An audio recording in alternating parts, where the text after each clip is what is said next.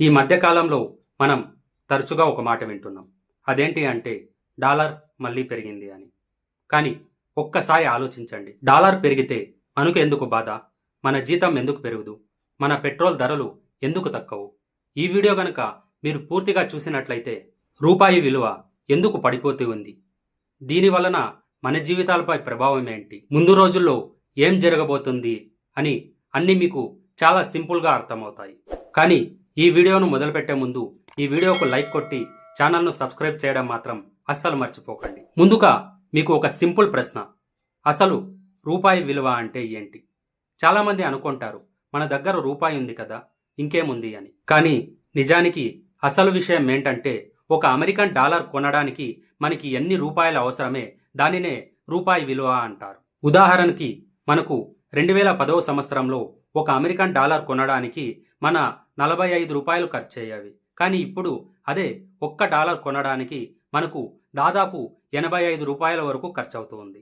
అంటే రోజు రోజుకు మన రూపాయి బలహీన పడిపోతూ డాలర్ అనేది చాలా బలంగా తయారవుతూ ఉంది. ఇకపోతే రూపాయి విలువ రోజు రోజుకి ఎందుకు తగ్గిపోతుంది అంటే దానికి ప్రధానంగా 5 కారణాలు ఉన్నాయి. అందులో నంబర్ 1, డాలర్ చాలా స్ట్రాంగ్ అవ్వడం. అమెరికా ప్రభుత్వం ఈ మధ్యకాలంలో వడ్డీ రేట్లను చాలా భారీగా పెంచింది. దానివల్ల ప్రపంచం మొత్తం ఉన్న పెట్టుబడిదారులు తమ డబ్బును డాలర్లలో పెట్టడం మొదలు పెడతారు. దానివల్ల డాలర్ విలువ పెరిగి మన రూపాయి విలువ తగ్గిపోతూ ఉంది. ఇకపోతే రెండవ కారణం భారతదేశం ఎక్కువగా దిగుమతులు చేసుకోవడం. మన దేశం సాధారణంగా petrol, diesel, gas, mobile phones, electronic వస్తువులు దిగుమతిని చేసుకుంటూ ఉంటుంది. ఇవన్నీ కూడా మనం డాలర్లలోనే కొనాల్సి ఉంటుంది. సో డాలర్ అవసరం పెరిగితే రూపాయి విలువ అనేది తగ్గిపోతూ ఉంటుంది. ఇక నంబర్ 3, క్రూడ్ ఆయిల్. ఇది చాలా చాలా ఇంపార్టెంట్. సాధారణంగా భారతదేశం 85% చమురును విదేశాల నుండి దిగుమతి చేసుకుంటూ ఉంటుంది. ఒకవేళ గనక ఈ క్రూడ్ ఆయిల్ ధరలు అనేవి పెరిగితే మనం డాలర్లను కూడా ఎక్కువగా వెచ్చించి కొనాల్సి ఉంటుంది. సో అలాంటప్పుడు రూపాయి పైన ఒత్తిడి అనేది చాలా ఎక్కువగా పెరుగుతుంది.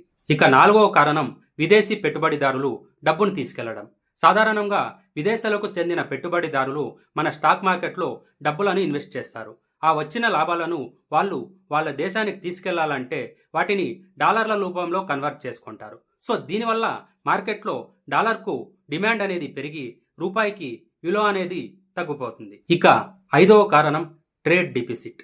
ఈ ట్రేడ్ డెఫిసిట్ గురించి చెప్పాలంటే సాధారణంగా మన భారతదేశం అమ్మేది ఎక్కువ, కొనేది తక్కువ. సో ఈ రెండిటికి మధ్య వ్యత్యాసాన్ని ట్రేడ్ డెఫిసిట్ అంటారు. ఇలాంటి పరిస్థితుల్లో కూడా రూపాయి యొక్క విలువ చాలా దారుణంగా పడిపోతుంది. సో ఇప్పుడు రూపాయి విలువ తగ్గిపోవడం వల్ల సామాన్యునికి జరిగే నష్టాలను గురించి చూసుకున్నట్లయితే చమురు ధరలు పెరగడం వల్ల పెట్రోల్ ధరలు కూడా పెరుగుతాయి. అలాగే ట్రాన్స్పోర్ట్ ఖర్చులు కూడా చాలా ఎక్కువగా పెరుగుతాయి. అలాగే కూరగాయలు, నూనె, పప్పు, ఎలక్ట్రానిక్స్ ఇలాంటి వాటి ధరలు కూడా మెల్లమెల్లగా పెరుగుతాయి. అంతేకాకుండా మీ పిల్లలు విదేశాల్లో చదవాలంటే ఖర్చు కూడా భారీగా పెరుగుతుంది. ఫర్ ఎగ్జాంపుల్ ఒక 10 ఏళ్ల క్రితం విదేశాల్లో ఒక కోర్సు చేయాలంటే 10 లక్షలుగా ఉన్న ఖర్చు ఈరోజు అదే కోర్సు చేయాలంటే 20 లక్షలు పైబడి అవుతూ ఉంది. అంతేకాకుండా మీ దగ్గర ఉన్న డబ్బు విలువ క్రమక్రమంగా తగ్గిపోయి మీ సేవింగ్స్ విలువ కూడా తగ్గిపోతుంది. సో మీకు ఇప్పుడు ఒక డౌట్ రావచ్చు, రూపాయి విలువ ఇంత దారుణంగా పడిపోతూ ఉంటే దానిని కంట్రోల్ చేయాల్సిన ప్రభుత్వం ఏం చేస్తుంది అని. నిజానికి రిజర్వ్ బ్యాంక్ ఆఫ్ ఇండియా తన దగ్గర ఉన్న డాలర్లను అమ్మి రూపాయి విలువను కాపాడడానికి ప్రయత్నం చేస్తూ ఉంది. అంతేకాకుండా వడ్డీ రేట్లను తక్కువ చేయడం, మేక్ ఇన్ ఇండియా ప్రోగ్రాం ద్వారా దిగుమతులను తక్కువ చేసుకుని ఎగుమతులు పెరిగేలా చేయడం లాంటివి కార్యక్రమాలు చేస్తూ ఉంది. కానీ ఇది ఒక్కరోజు సమస్య కాదు, ఇది ఒక దీర్ఘకాల సమస్య. నిజానికి రూపాయి విలువ పడిపోవడం అంటే అది కేవలం సంఖ్యలు కావు, అది మన ఆర్థిక అవసరాలు మరియు ఆర్థిక వ్యయాలకు సంబంధించిన విషయం. ఈ వీడియో కనుక మీకు నచ్చినట్లయితే వెంటనే లైక్ చేయండి. మీ అభిప్రాయాన్ని కామెంట్ల రూపంలో తెలియజేయండి. Thank you.